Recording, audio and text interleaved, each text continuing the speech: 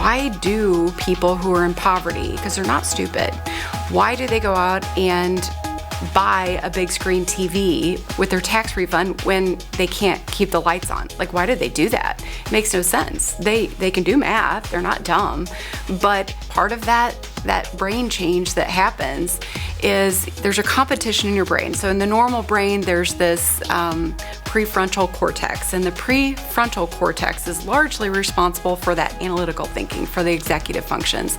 And then you have your limbic brain, right? And the limbic brain is responsible for emotions and how you handle processes when environmental triggers hit you. And in a perfect world, those things work together nicely. You have your analytical skills and you process problems, and then you have this limbic side that triggers emotions, and that's what makes us human.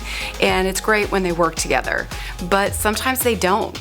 And they really don't when you go into poverty. Like, that's one of the things in the neuroscience that tells us is you go into that place where the limbic system sort of hijacks the prefrontal cortex. Like, it takes over and it says, I'm in charge now, and so we're going to act and respond in emotional ways. We're going to put that analytical side aside. We're not going to solve problems. We're not going to deal with things that bother us. We're just going to deal with the emotions that are right here in front of us. It's that limbic system. It's that hijack that happens that keeps them from making rational choices. Like, they forget about the problem solving and they really lose sight of how to do it. So this application, like, that's the sciencey stuff, but this application takes that sciencey stuff and makes it real for people who are going through poverty.